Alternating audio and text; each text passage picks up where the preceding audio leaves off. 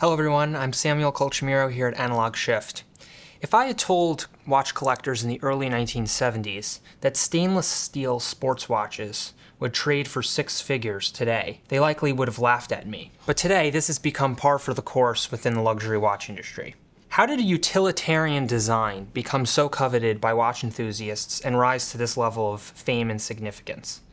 In today's In-Depth, we're covering the Patek Philippe Nautilus and having a broader conversation about the integrated bracelet steel sports watch trend of modern times.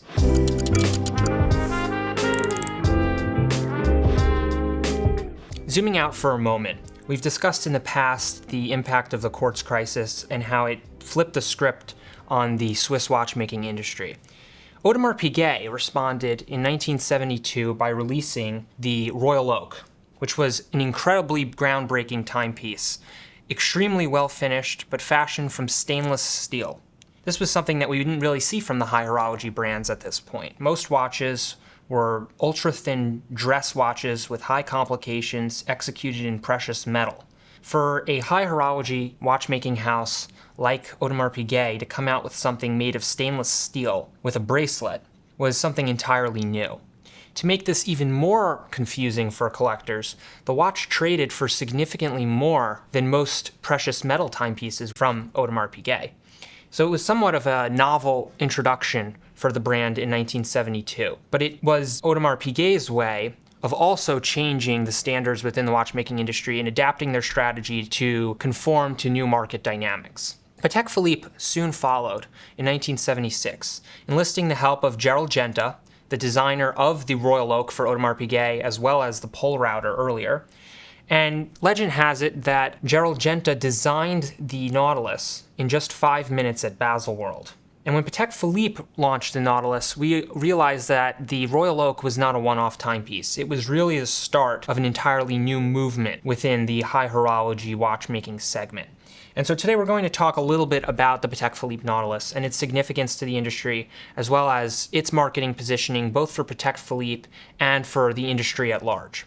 The design of the Patek Philippe Nautilus and the Royal Oak share a number of characteristics, which makes sense since they share the exact same visionary in Gerald Genta. We have a geometric case shape. In the case of the Royal Oak, it was an octagonal design. On the Nautilus, we have rounded corners. We have softened lines.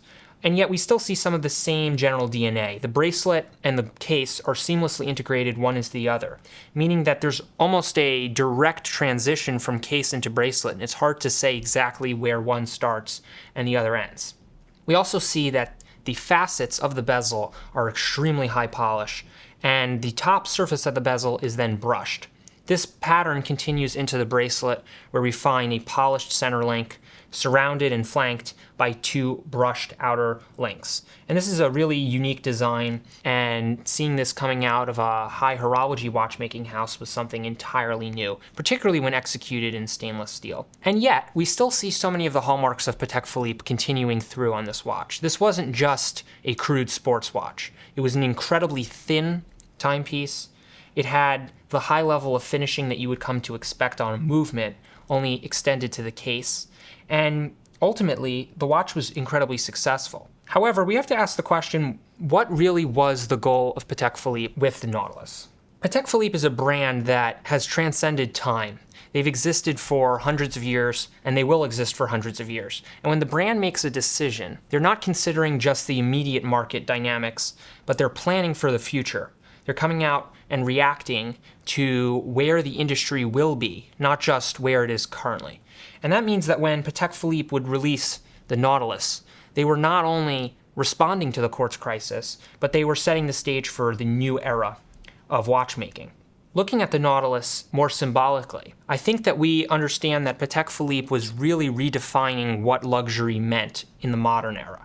The quartz crisis was one symptom of a broader shift that was occurring across the world, which was that manufacturing was becoming a mechanized process. Mass production was emerging across all industries. It was about producing as many of a product as inexpensively as possible in as little time as possible. And so Patek Philippe was actually re-emphasizing that really that's not what luxury is about. It's about creating something that's different It's about creating something that has a meaningful design, and it's about creating something that showcases craftsmanship. And that's really what the Patek Philippe Nautilus represents.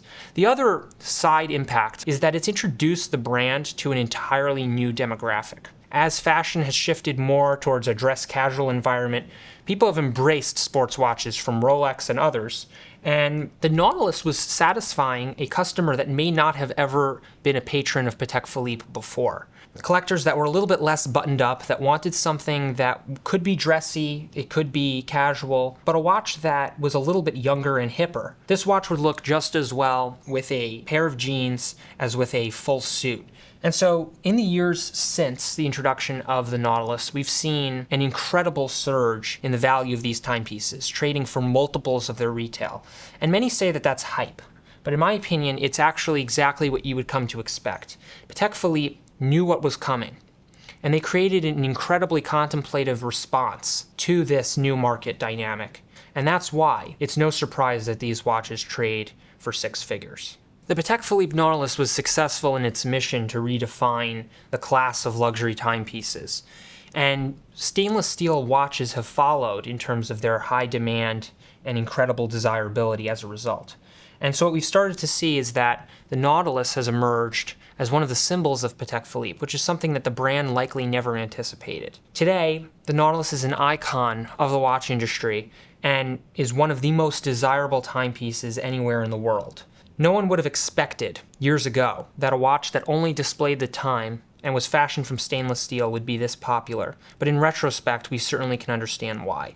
This is one of the greatest watches that Patek Philippe has ever created, and it showcases the fact that Patek is a brand that is thinking not only about the next 5 years, but the next 500 years. To learn more about these timepieces and hundreds more, head to Transmissions, or view our full range of offerings from Patek and Audemars Piguet at analogshift.com.